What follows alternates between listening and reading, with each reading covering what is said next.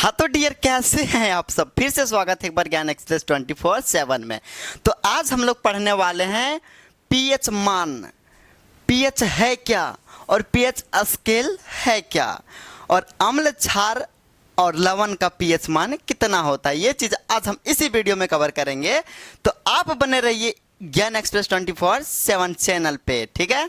तो देखो, ये रासायनिक अभिक्रिया एवं समीकरण जो चैप्टर नंबर 2 क्लास 10th का है, ये तीसरा चौथा क्लास है। अगर आप पहली, दूसरी और तीसरी क्लास अगर नहीं देखें तो मैं लिंक डिस्क्रिप्शन में दे दिया हूँ, वहाँ से आप जाकर देख सकते हैं, ठीक है।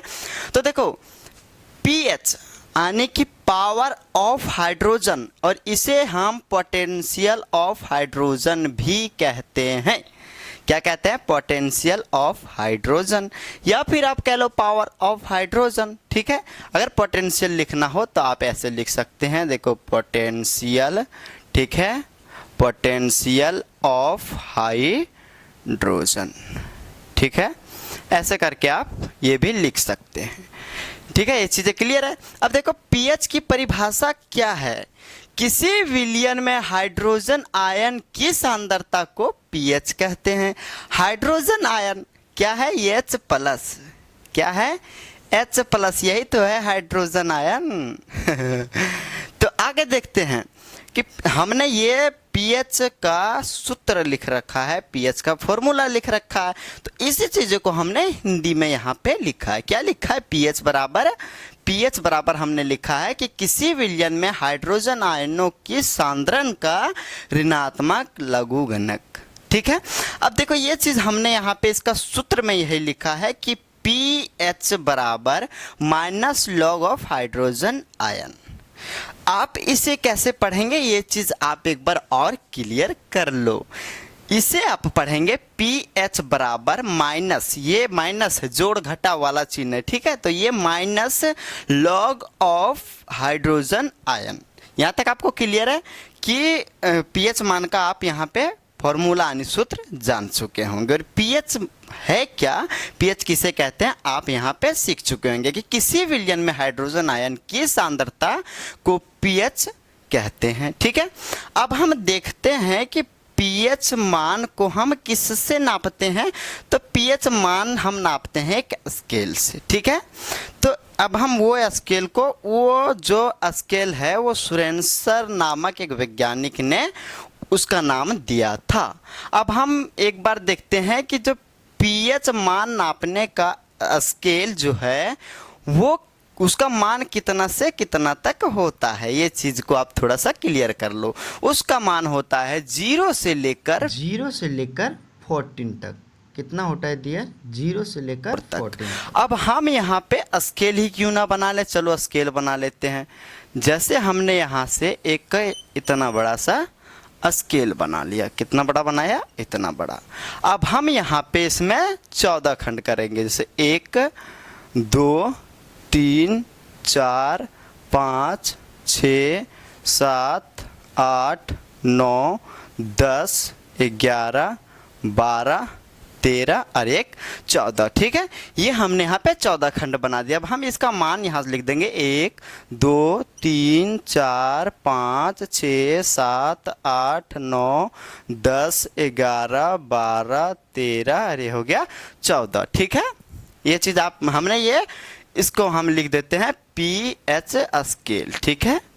पीएच स्केल, ये है हमारा पीएच स्केल, जिसमें हमारा 0 से, देखो 0 से 0 1 2 3 4 5 6 7 8 9 10 11 12 13 14 यहाँ तक हमने लिख दिया। अब देखो, हमारा जो यम्ल होता है यानी अम्लता होता है, तो हम, या फिर क्षारीयता होता है, या फिर लवण होता है, इन तीनों में हम इसी स्केल की मदद से हम इसकी माप करते हैं, ठीक है। अब कोई अगर आपसे कहे, आपसे इससे पहले ये जान लो, हम इसे थोड़ा सा मिटाते हैं, ठीक है। हम यहाँ पे मिटाते हैं कि पीएच स्केल क्या है, ठीक। ये चीज़ पहले समझो, पीएच स्केल क्या है, ठीक है। तो देखो, हम यहाँ पे लिख देंगे कि किसी जलीय विलयन, या तो किसी विलयन में अम्लीयता, यम्लता और क्षारीयता अम्लता और क्षारीयता की मान व्यक्त करने के लिए जिस स्केल का उपयोग किया जाता है, जिस स्केल का उपयोग किया जाता है उसे हम क्या कहते हैं? जिस स्केल का उपयोग किया जाता है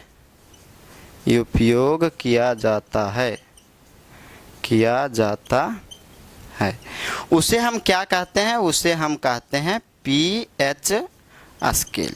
ठीक है, पीएच स्केल कहते हैं। ये चीज़ हमने यहाँ पे लिख दिया। अब देखो हम ये चीज़ सीखते हैं, ये देखो हम दूसरी वाली मार्कर से लिखते हैं कि ये जो 0 से लेकर 0, ठीक है, 0 से लेकर 7 के अंदर, 7 हम नहीं कह रहे हैं, 7 नहीं, 7 के अंदर, यानी यहाँ पे हमारा 7 है, तो हम यहाँ 7 के अंदर जो होगा इसे हम कहेंगे यम्ल या अम्लता, कुछ भी आप लिख सकते हैं। ठीक है, और जो 7, यहाँ पे 7 छोड़ दो, 7 के बाद यानी 7 से लेकर 14 तक जिसका होगा उसे हम कहेंगे क्षारक या फिर क्षारीयता। ठीक है, आप कुछ भी लिख सकते हैं। तो हमने यहाँ पे क्षारक लिख लिया, आप क्षारीयता लिख सकते हैं। ठीक है, अब ये जो 7 बच जाएगा, 7 मीन्स करेक्ट 7, ये क्या हो जाएगा हमारा? उदासीन। क्या हो जाएगा?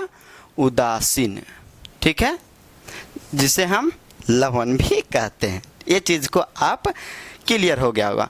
अब हम देखते हैं कोई कुछ हम पीएच मान लेते हैं, जैसे शराब। आप शराब तो नहीं पीते ना?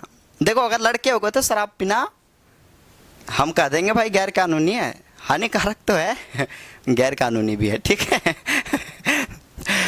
तो देखो शराब का जो पीएच मान होता है वो होता है कितना? 2.8 शराब का। ठीक है, और तभी हम कह दें नींबू का कितना होता है? यहाँ होता है 2.2। अब हम ये चीज़ देखते हैं कि 2.2 कहाँ पे होगा? इस जगह पे होगा। ठीक है, और 2.8 भी इसी जगह पे होगा। तो शराब और नींबू क्या है? दोनों क्या है? यम्ल है। क्या है? यम्ल की विलयन है। ठीक है, अब हम देखते हैं दूध।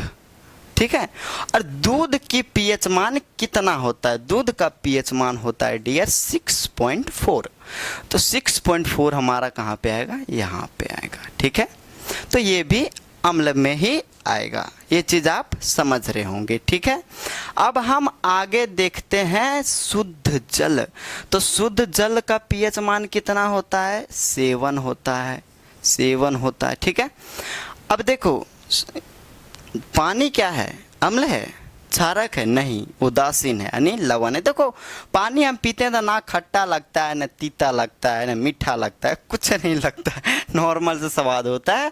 तो यही है हमारा लवण। ठीक है, ये चीज़ आप यहाँ तक सीख चुके होंगे कि पीएच मान क्या है, पीएच स्केल क्या है, हम इसे किससे मेजरमेंट करते हैं। अब देखो एक हम क्षारक यानी क्षारीयता को भी थोड़ा सा हम जान लेते हैं। अब देखो हमारा रक्त यानी कि खून, क्या? रक्त या फिर हम यहाँ पे कह सकते हैं खून। ठीक है, इसका पीएच मान कितना होता है? इसका पीएच मान होता है डियर, अब मैंने यहाँ पे पॉइंट दिया तो आप समझ गए होंगे कि कितना होता है? 7.4। कितना होता है? 7.4। तो ये हमारा जो ब्लड है वो किस में आएगा? क्षारक में आएगा। ठीक है, ये हमारा किस में आएगा? क्षारक में आएगा। आप यहाँ तक ये चीज़ समझ गए होंगे। तो आशा करता हूँ कि आपको ये समझने में दिक्कत ना हुई होगी। फिर मिलेंगे हम नेक्स्ट वीडियो में, तब तक आप ज्ञान एक्सप्रेस 24/7 चैनल को सब्सक्राइब कर लो।